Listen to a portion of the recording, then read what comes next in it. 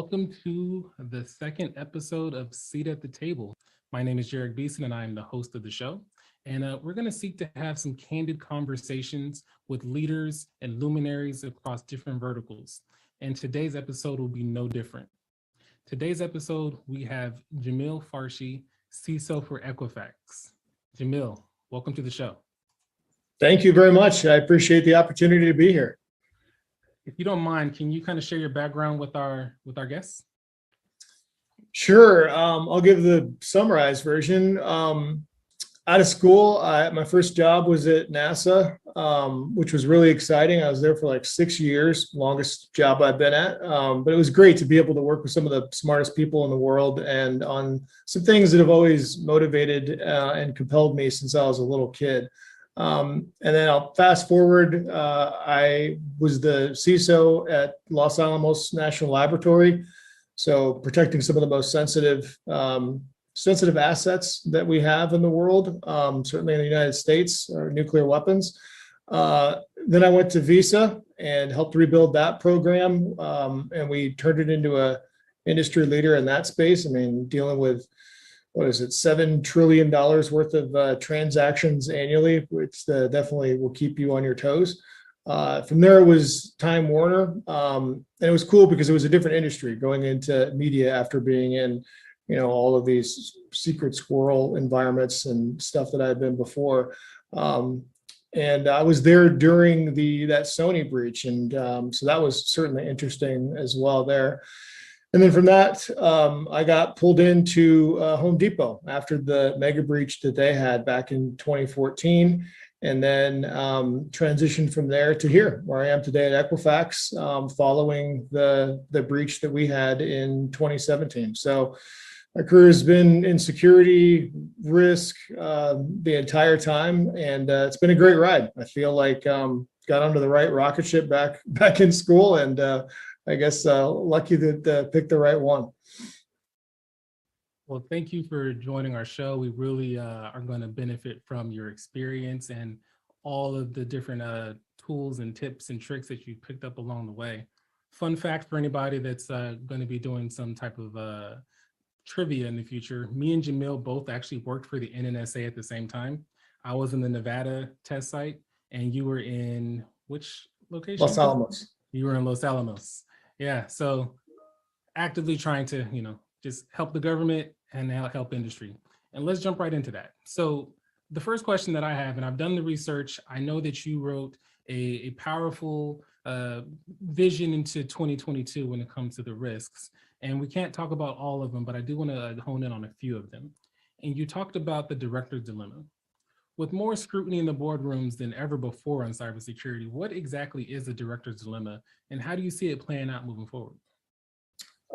So I think this is an interesting one because there's been so much movement in this space. And I think what's happening broadly is that accountability for security is moving from, I'll say the boiler room to the boardroom.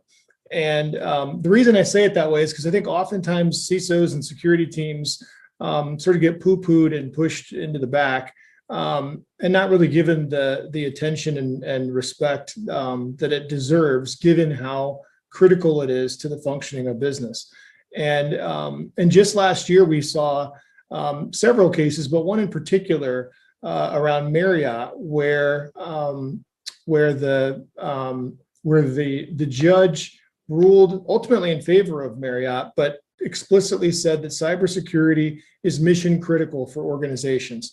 And there's another case right now ongoing for SolarWinds, where the exact same breach of duty claim is being made against the board of directors. And so I think that what you're going to start to see is a continued evolution in this space. And as a result, it's going to put more potential liability on boards of directors. Now, this is a risk for most companies that have boards that potentially aren't well prepared to defend against cyber threats. But at the same time, it's potentially a win for the security industry, because the more boards of directors take security seriously and prioritize it appropriately and give it the right attention, I think the more secure and the more protected organizations will be, which means it's better for us as consumers and it's better for the organizations themselves. I think you're saying that we're going straight to the board. For a long time, the CISO was the scapegoat. Do you think that the CISO and the board will go down in a blaze of fire together potentially in the future? Or do you think that people are going to start looking to the oversight and recognize that the CISO can only do so much? Where do you see that going? I think it's been evolving, and I think that if we look back historically, there's been a variety of instances, certainly during the major breaches, where directors do lose their roles in addition to the CISO, and oftentimes that's by virtue of the CEO getting terminated as a result of a breach, and obviously oftentimes they're either the chairman or have some other directorship on the board representation there. But I think that you're starting to see the scrutiny there. And if you look at things like ESG and the emphasis that companies are taking on that, ESG within it has a component specifically for security. And so I think as investors start to focus more on it, the scrutiny and the accountability will continue to move in the direction of board members. And as a result, I hope, my expectation is that the priority will be increased, and I think it'll make our jobs a lot easier to be successful in the long run. You make a good point about ESG. I've seen multiple arguments for security to be part of ESG, but then I've also seen some arguments against it. Do you think that it'll become mainstay as well for ESG and security to go hand in hand, or for at least security to play a part in it? Well, I think it already is. I mean, if you look at things like MSCI or Sustainalytics, some of the more common and well adopted ESG models, they include explicitly a security component. And oftentimes they include both a pure play security component as well as a privacy one in addition to that. And I think that's the right way to view it. And quite frankly, given some of the challenges that we've had around getting the right level of attention and prioritization in this space, I'll take whatever we can get, whether it's ESG or it's some of the evolution we're seeing in the legal space. I'll take any one of those things. But I think ESG is here to stay, and I think that the emphasis on security actually might continue to increase more than where it is today. I think you're right. I think if investors start to ask security related questions, we're going to start seeing security a lot earlier in organizations' life cycles as well. Series A, Series B, historically don't even think about security. It's not even until Series C or even IPO that security becomes something that they're really focused on. So I hope that you're right. And I hope that we start to see security just be embedded in the culture of any business, not just your publicly traded ones and not just the ones that are high profile. Well, Jarek, I would even argue that even when you talk about publicly traded organizations, that even investors don't necessarily focus on security to the degree that they should. Certainly when you take into account the threat landscape and how dire how dire the consequences can be if organizations don't emphasize security. I mean, for myself as an investor, to look at an organization that has either a lot of sensitive data, a high reliance on technology, one that's heavily regulated, one that has a lot of consumer information, and not also look at their emphasis on security, feels negligent to me to a meaningful degree. And the good news is I talk to investors all the time, and the narrative continues to evolve more towards, security does matter, and we need to figure out how we can focus on it more. The challenge for investors oftentimes is how do we measure it? And the problem there is around transparency, because organizations typically to date have not really exposed out to the public, out to investors, what their security posture actually is, which is why, like at Equifax, last year we released our security annual report to try to move in that direction and encourage other companies to be more transparent about their security posture, both as a model for other organizations to emulate, as well as to be able to help investors and consumers alike. I think that's a great example that you guys are leading. And at the end of the day, you've said it before, good security actually improves the business and improves performance and improves the bottom line. And that's what the board cares about, which I think is a perfect transition to the next conversation.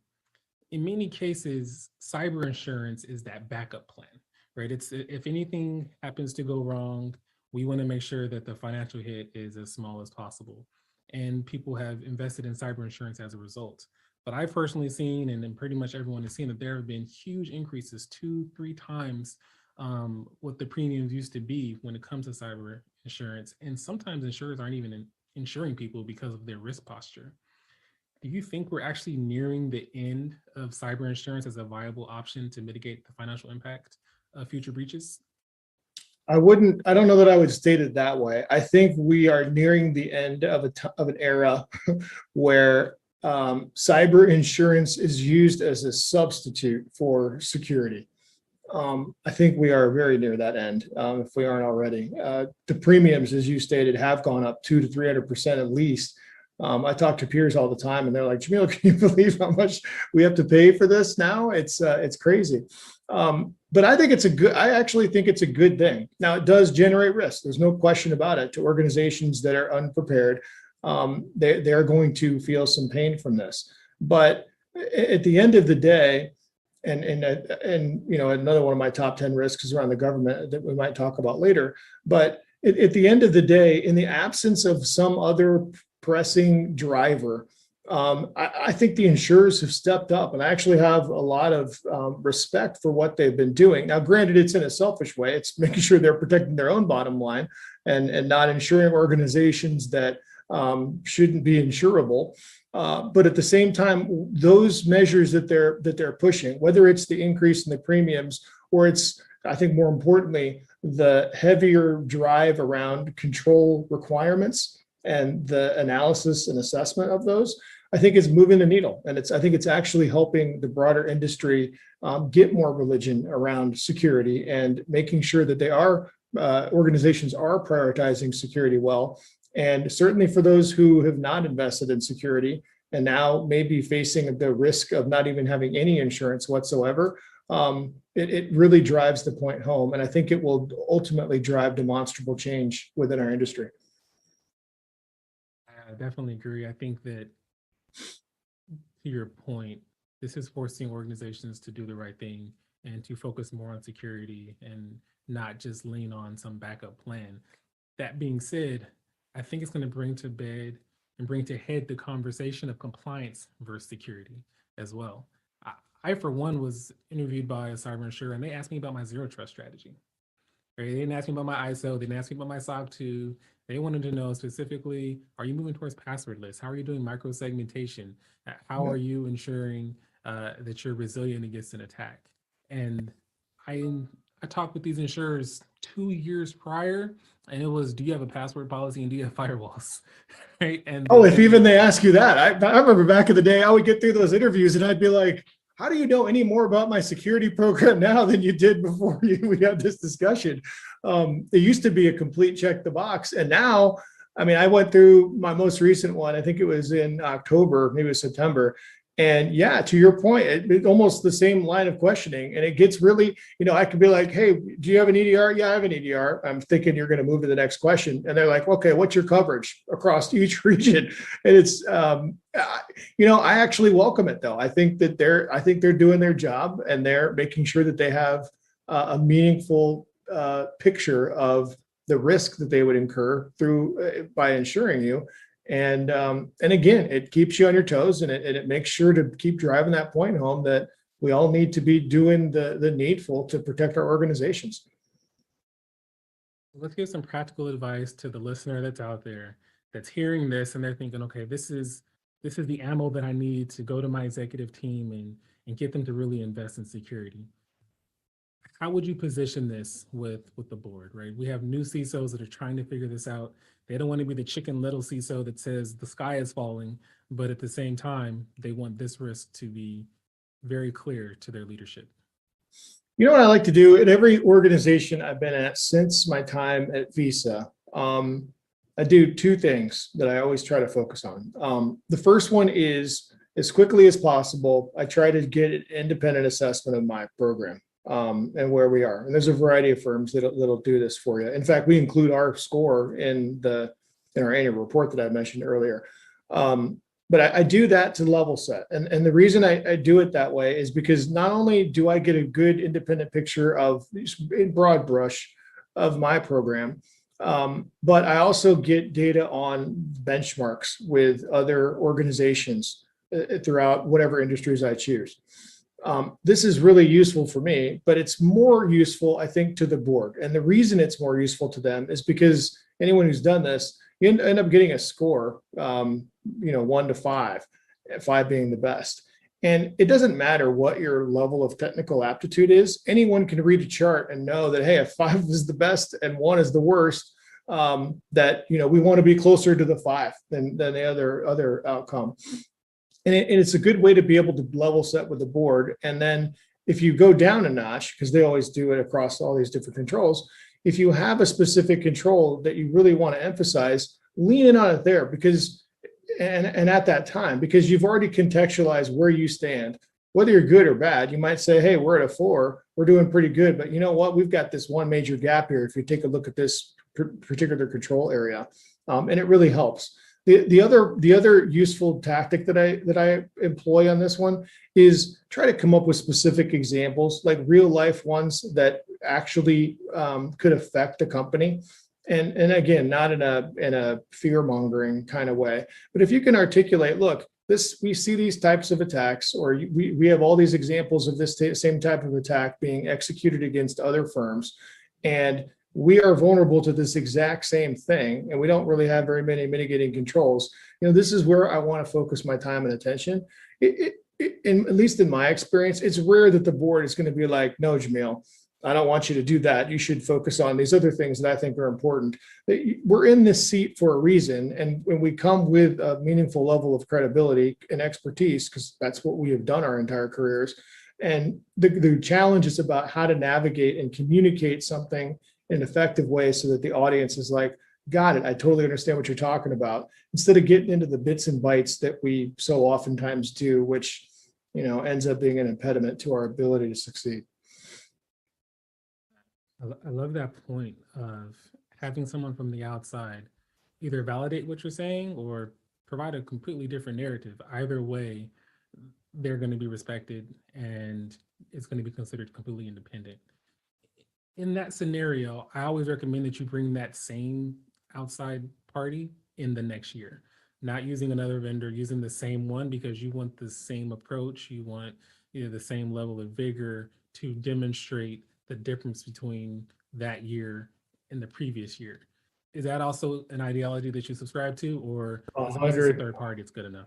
Yeah, no, 100%. You've got to use the same. I would even go a step further and say you've got to make sure that you nail down whatever that methodology is that they're using, so it stays consistent year over year as well. Otherwise, you're going to lose credibility pretty quick, because when you're switching vendors, even if you have a great excuse for it, they're like, Jamil, what are you really doing here? Are you trying to pull the wool over our eyes and just have a new one come in every single time? No, consistency is key, and using the same repeatable method year over year. And to the extent that you can get other independent data points, like whether you do the assessment, like we do the assessment and we married up with a couple of other independent, like automated tools and stuff, services that do that as well. And as long as they marry up and point to the same picture, it adds more credibility. Because even as a board member, you look at it, you're like, well, this is one data point from one vendor. And Jamil, I trust you, but do I really trust you that much? Like, are you gaming the system? If I show them multiple other data sources that point to the same picture, they're like, all right, we like that's solid. We believe what you're saying. Yeah, I agree. I've given some advice to others. It takes me a year to educate my board on the report that came out the previous year. I can't change it up all over again and have to start that education process all over again. So completely. But that's a great point. That's a great point that, sorry to cut you off, that I think everyone should know is that one of the things that we must try to do every single time we have an opportunity to interface with the board is to try to teach them something, like bring them along on the journey with us. And, these people, typically aren't technically savvy or in the weeds every single day. And so there's a huge divide, I think, between from an experiential and knowledge standpoint. They know a ton of stuff that we don't know at all. And likewise, we know a bunch of stuff that's unfamiliar to them. So use every engagement and like, don't try to do too much, but use every engagement as a way to be able to help bring them along and train them and teach them. And over time, I promise you, I mean, I can talk about the several boards that I've interfaced with. If you go from the day that I started to the discussions and the depth that we have by the time, 3-4 years later, it's a monumental shift. And that way you're also helping to seed that the next sort of generation of directors as well, because most directors aren't just sitting on one board. There are multiple different companies. And so it gets a great dialogue going. And I think it helps our industry at large by taking that approach. I remember reading a statistic, and I can't remember who it was from. I think it was Deloitte, but don't quote me on that. And they asked board of directors, where did they get most of their cyber knowledge from? And over 70% of them said, from my CISO. Oh. They're getting them from all other places. Now, whether it's good knowledge or bad knowledge, that's up to the CISO what they're providing, but they only know what they're being presented with, because in their regular day-to-day life, they're not on, Hacker News, and they're not subscribed to the LinkedIn groups and all the different ways that we're getting our security information. So yeah, it's important that we take those opportunities seriously, because we may be helping other companies as well. When you talk about ecosystem, you're not just helping yourself, you're also helping other companies, because most of these boards of directors, they're sitting on other boards as well. Yeah. And I'm going to totally use that data point. That's super encouraging and helps reinforce the point for sure. I'll get you over the article after this. Yeah. All right, so let's move over. We've talked about the private sector. Let's move to the public sector. I follow you. You talk a lot about the fact that you've helped government, and government's had multiple new appointments from a leadership perspective, from CISA to NSA and so forth. Do you think that this newly appointed cyber regime and this increased focus on cybersecurity at the federal level will actually move the needle when it comes to legislation and meaningful cyber policy? It depends on how you define move the needle. Will it move it? Yeah, I think it will for sure, to some degree. First, I've been super encouraged by the people that they've brought in. Whether it's Chris or Ann or Jen. I think the administration brought in a really good group of folks, super knowledgeable and really passionate about doing the right thing. I think where we've been falling short, and we continue, quite frankly, to fall short, is at the legislative level. There's a variety of things that are still hanging out there that, for some reason or another, we cannot put a pin in or get it over the finish line, whatever analogy you want to use. Which is disappointing to me. I mean, when I think about things like a federal privacy law, something that would just standardize and make it so much easier for organizations to be able to comply with the requirements, instead of looking at it on a state-by-state basis and trying to demystify all of that, all of the nuances there, would be so useful. But I think even if I take myself and the private sector picture out of it, it's better for the consumers, because then you have one standardized methodology and set of requirements that organizations are obligated to be able to use to communicate to the victims. And that's an area where I really wish that we would see more progress. Another one is on liability protection for companies. For some reason or another, that continues to drag. And if you look at it from a private sector point of view, I know so many CISOs and I know so many companies that want to do the right thing and share information and be part of the club and help our nation. The problem is, given the legalities around it and the risks that organizations face, organizations are hesitant to pull the trigger on that because of the potential liabilities there. Why we can't solve that, you know what, I struggle to know. And then even one from last year, the breach reporting, for one reason or another, we can't get that over the finish line. It would be so useful to be able to have organizations mandated to be able to provide insights back to the government and then back out to us again more broadly, for organizations that get compromised. But instead we get caught up with things like, let's make sure we have companies that pay a ransom reported it, things that just, they aren't going to move the needle. And then we get hung up and stuff like that. So I'm very encouraged by the people, and I'm very encouraged by some of the things that those individuals have been able to do within their own purview. I just think that collectively at the government level, like we haven't been able to turn the corner, and it's putting us on our heels as a result. I'm hopeful for 22, super hopeful. And I think we'll see some traction, but if history is any guide, like we have a long way to go. Sounds like the areas where you think the room for most improvement are related to collaboration, right? And it's interesting because if you ask a lot of cyber people, what has changed over the last 10 years? I think we collaborate more than ever before, but I think it's between private sector companies. And we need that public to private sector collaboration. And it's interesting that you brought that scenario up because I think it was a couple of weeks ago, there was a meeting between Jen Easterly, Chris Inglis, Ann Newberger, and companies like Palo Alto and other private sector companies to start that collaboration between the two. So I'm hoping that's a sign of things to come. The one concern I have is when the federal government gets involved, it's not only to clear space for collaboration, it's also to provide some level of governance, maybe a framework of some sort. And we have enough alphabet soup of frameworks and compliance regulations to align with. So that's my main concern. And I haven't evaluated all the policies that are out there. Do you see anything like that potentially coming down the pike? Assessments and stuff like that, frameworks. Yeah, a framework, right? So, yeah, look, the last year there was over 300 bills either directly or indirectly targeting cybersecurity, and we passed 3 of them. One of which was like a K through 12 assessment. You're just like, really? Like that's, I don't know. So those things I guarantee you will continue to happen. But at the same time, a lot of good stuff has happened too. Like if you think about the NDAA from the National Defense Authorization Act, there was a lot of good cybersecurity stuff that was in there. And it's bipartisan, right? So like this is really meaningful. You've got the President Biden's executive order that it came out with at the early part of 21. Which mandated a lot of meaningful controls around government contractors and stuff, of which there are many, many companies, ours included, that falls under subject to that.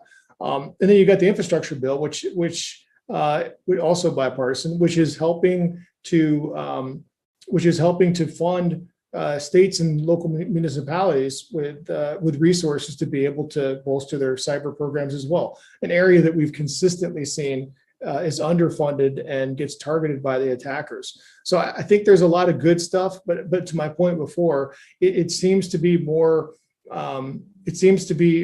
within a smaller sphere, instead of being able to get the legislators to drive out some of these broad-based initiatives that will actually move the needle for our industry and ultimately for the security, health and safety, and economic benefits or economic protection that our country deserves. I think that's a great point. From a legislation perspective, I don't know how much this helps, but Katie Arrington, who was widely known as the person championing CNMC, she ended up resigning, and she just posted today on LinkedIn that she is running for Congress. So who knows? Maybe we'll actually have someone that actually truly understands the cyber challenges that we're facing, fighting the fight from the inside for us. Props to her for even making a run at it. I think that's really encouraging. Absolutely. Absolutely. This has been a great conversation. I think you've given people a lot to think about. You've given people some tools potentially to go back to their leadership and start to communicate risks, as well as, just different ways that they can, increase their value within their organizations. Favorite part of the show for me is the last part. It's the question that I ask around metaphors or analogies. I think that we speak in pictures when we are the most effective in many cases with people that don't speak in, ones and zeros like us. And I'm curious, is there a metaphor or analogy that you like to use to convey any security topic in particular that you want to share with us? Honestly, I use so many of them. It is kind of incredible. I love Some it. of them are terrible too. People are like, "What are you saying, Jamil?" Like, that's the worst. Whatever. The one that I come back to more often than any other is the reference that cybersecurity is no different than protecting your house. Same kind of security systems that you would do there. And it's the reason I typically use that is because oftentimes the CISOs and you all out there know this. You're going to get pressed on, well, wait a minute, why do you need so many controls? Why do you have a ADR and you have a WAF and you've got, database activity, you got all these things. Why do you need so many? And if you boil it down, you're like, well, you do the same thing at your house, right? You don't just lock your front door, right? You'll have a security system, you'll have your dogs, you're going to have lights, you got all these other mechanisms. Why? Because any one of those controls could fail at any time, and you need to make sure you have backups in place from a compensating standpoint to make sure that you stay safe. That's a great analogy. I love to use the house analogy. I've talked about my EDR system being like my guard dogs, or I've talked about my fence being like my WAF and so forth. I think that's a really powerful analogy. I'll throw one in there as well. I hope they have 24 of these by the end of the year. I talk about security's job is really to enable the business to take risks. And one of the ways that we do that is we don't necessarily say no, right? And the analogy I like to use is the Secret Service. If the president wants to go somewhere, the Secret Service doesn't say, no, you can't go there. They figure out how they can get there.